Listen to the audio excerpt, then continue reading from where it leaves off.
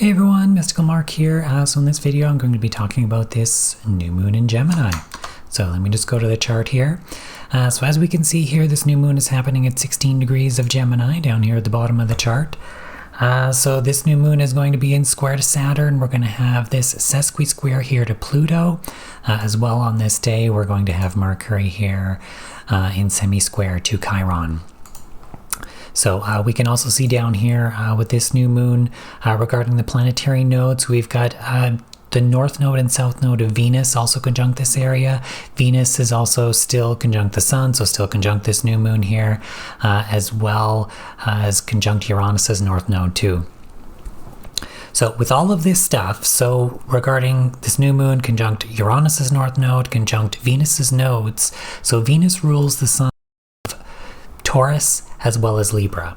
So in Taurus, obviously, we have Uranus here, still reflecting these aspects of, those big shifts and changes that I previously talked about.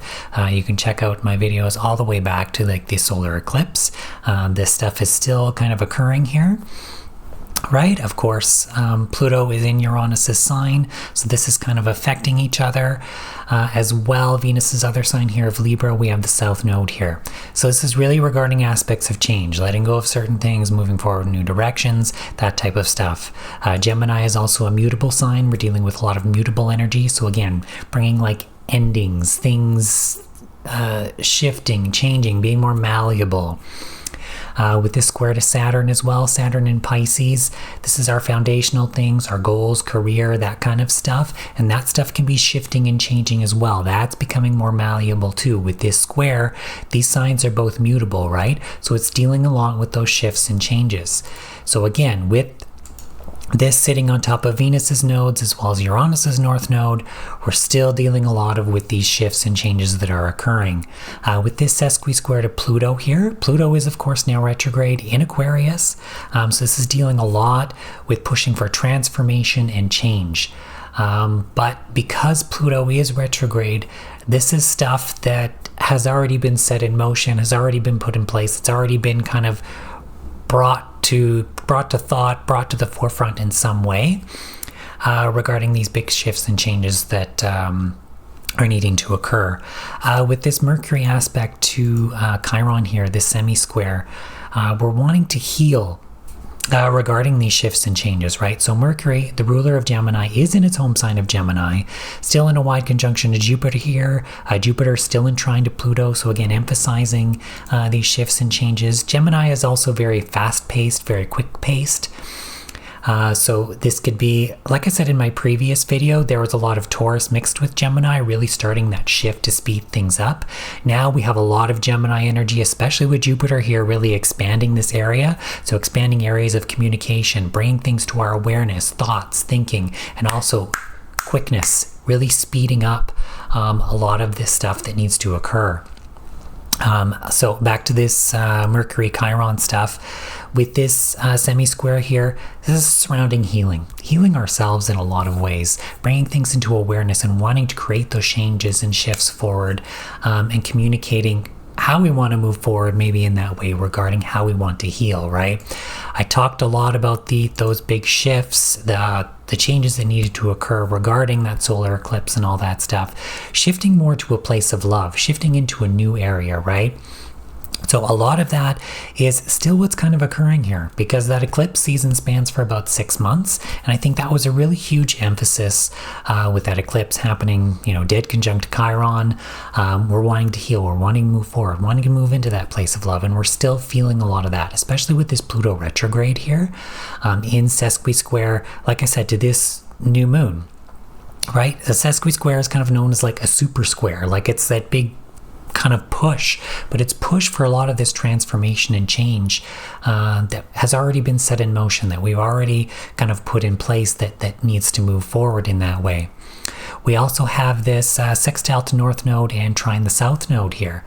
So again, dealing with these aspects of change, this aspect of letting go. There's an aspect of relationships as well as a lot of other Venus related themes that are involved here, right? This is right on top of Venus's north and south node as well as conjunct Venus. So like I said, we're dealing a lot with this Taurus energy, with Uranus here, those big shifts and changes that maybe kind of slow to occur being in Taurus because Taurus is very stubborn, but is now becoming quicker and quicker now that we have a lot of this Gemini energy. But at the same time with this Libra, with this South Node here, this letting go. So this could deal also with a lot of relationships, maybe aspects of codependency that could be involved here that are need to be letting go of. But this can also do with our material things, money, career, that kind of stuff. Especially with this square to Saturn here. Like I said, it's this dissolution of that malefic energy, but it's also a shifting of that structure, a changing of that into a new state, right? We're dealing a lot with shifting and changing here. And a lot of this can be surrounding aspects of communication. Maybe we're communicating, we're getting these thoughts now, we're getting all this stuff and setting all of this stuff into motion, right? Really beginning to talk and bring things up to the surface and really get these shifts and things moving along. But yeah, with this trine to the South Node here, sextile to the North Node, it is dealing with a lot of that shifts and changes that are needing to occur, that letting go, and of course moving forward into our own independent self, independent state. And balancing out these aspects of codependency too that can exist there. So there's that aspect of relationship, that aspect of material thing, that aspect of, material things, an aspect of money and stuff that is occurring there.